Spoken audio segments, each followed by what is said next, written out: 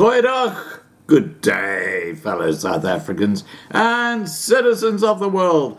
And you know, there are so many theories flying around the place about this coronavirus, which always happens when something like this appears out of nowhere. And I'm not rubbishing anything, I'm just being a spectator and a commentator on the whole thing. But what appears to be happening in China is disturbing, although it appears to be the right strategy according to people I've spoken to, and that's to quarantine people who are in the really infectious zones so that you keep people out of being infected. That is the critical thing you have to do. Now, I got an email from someone, and it's worth relating because it kind of sums up the tragedy unfolding in China that people are not talking about. You know, if I lived in Wuhan, or if I was Herat, for example, where they've been quarantined now, I would be friggin' freaking, okay? I would be really scared because it's like living in this surreal world where death surrounds you. It is just absolutely frightening. Let me tell you what's happening in China right now. You need to understand this, because if this virus comes into South Africa, there's no way the ANC government, which is completely incompetent at even organizing a backyard barbecue, would be able to somehow quarantine this virus from spreading right across the nation. That's why I'm saying to everybody, please guys, you got to prep. You got to have a couple of months worth of food, water, supplies, everything you need, so you can just lock yourself in a home and just let the world go on. Because I think outside in the townships and places like that, it is not going to be good. Because the public health system in South Africa is a complete farce, just like this corrupt ANC government. Okay, this is an update on what's happening. Brutal Chinese leaders have made a decision to sacrifice entire cities of their own citizens in order to save 11 protected cities elsewhere, according to a bombshell leak acquired by Hong Kong media professional Stephen Xiu Yuk Yen. As reported in the Epoch Times, the 11 cities of the CCP's priority list of being saved are Beijing, Tianjin, Shanghai, Guangzhou, Shenzhen, Hong Kong, Hangzhou, Xi'an, Shenyang, Harbin, and Urumqi. The CCP is prepared to protect these 11 cities at all cost, even if it means sacrificing other cities, Xu said. Now,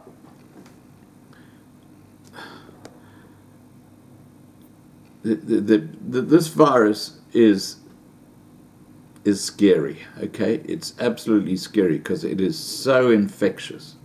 You just have to look at a friggin' person who's got it and you catch the virus. That's how friggin' infectious the damn thing is.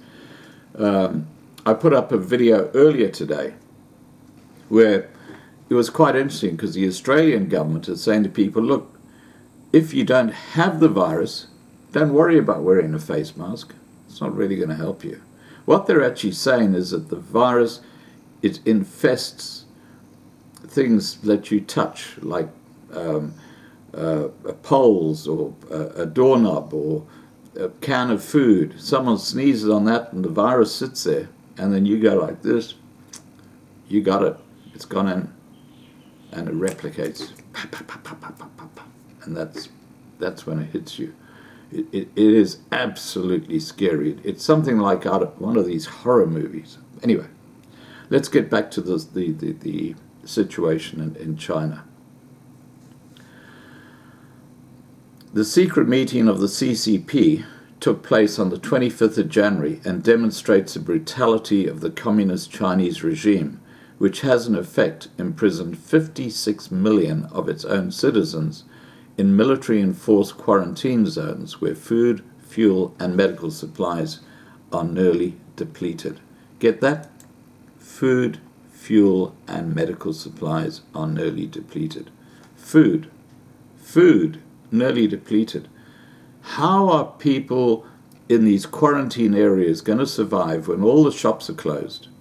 No one's allowed to go in or out.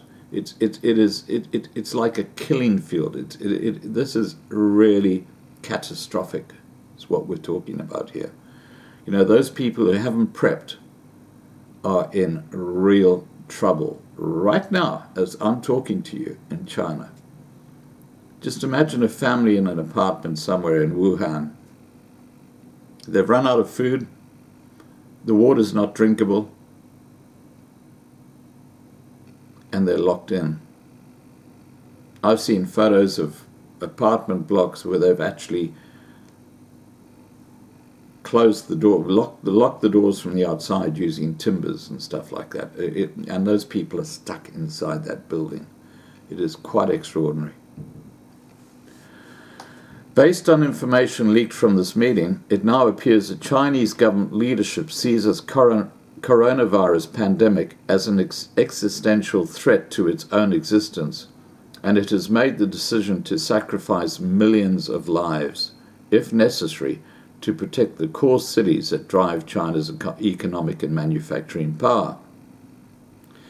Xu said he believes the epidemic, which is now getting out of control, will have a deadly impact on the Chinese economy. In his estimation, more than half of Chinese businesses' activities will come to a complete halt. The insider did not give specific reasons as to why the authorities chose these 11 cities, but they are the commercial and military hubs in the country.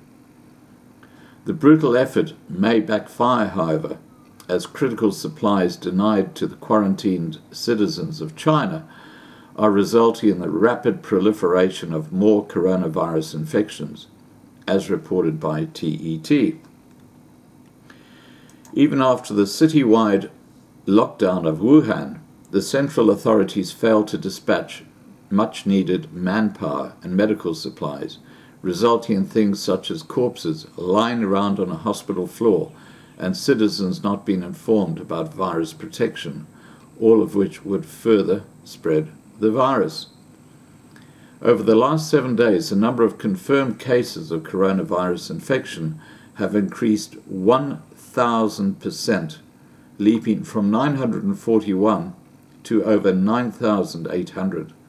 The WHO has declared a global pandemic emergency, and scientists have confirmed the virus has been spread by symptomless carriers who aren't even aware that they've been infected. Now, this is something that we've been talking about here on this channel for a while now. Now, can you imagine the situation, hypothetical situation, where South Africa is still letting people from China fly into the country? You've got a guy who's been infected, but he's not showing any of the symptoms, so they let him in through, let's say, Oliver Tambo Airport, and he goes into, let's say, Soweto, and he goes to the Shebeen, and he meets his mates, and, you know, he leaves the virus on cups, mugs, whatever, the table they're sitting around, and other guys come and sit there, and they do this, and all of a sudden they got the virus. They don't realize they've got the virus, and you can imagine how quickly this will just explode through the community, especially in the townships, the African townships. It's going to be devastating. And the public health system in South Africa is such a joke. It's no way they can actually look after the situation. Ramaphosa and the ANC should be shutting down South Africa, locking it down, saying nobody comes into the country. That's the only way you're actually going to secure the country right now, because even a plane from London, you might have people who've met someone who from Wuhan, and they've unknowingly got the virus, and they land in Oliver Tambo. Apparently they're from the UK, but they're infected. This is how infectious the whole damn thing is. It is absolutely crazy. Okay, so let's get back to this. The shutdown of the Wuhan region in China is also starting to cause a supply chain crisis across the technology industry, and China's industrial output has plunged 40% according to some estimates. There is an expectation of millions of deaths.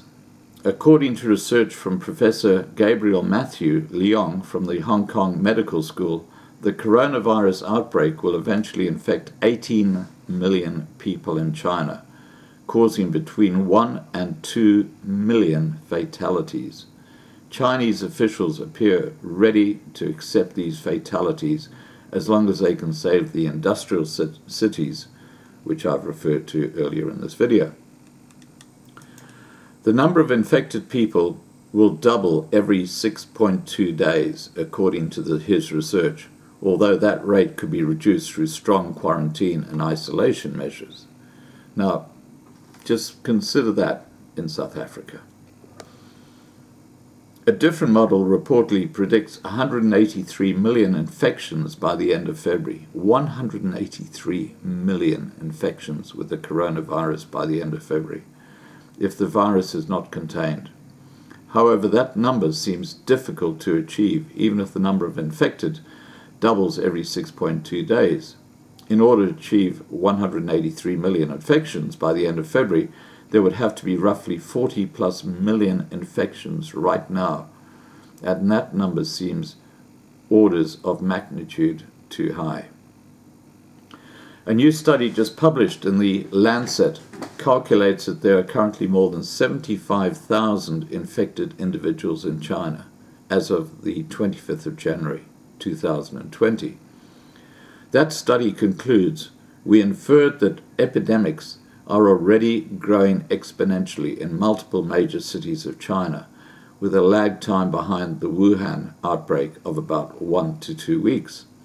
Official numbers from the Chinese government currently claim 9,909 infections, a number that seems absurdly low. Now, a week ago, I was playing videos where nurses in Wuhan were saying, we have over 100,000 people here who are infected with the coronavirus, and we cannot cope in the hospitals.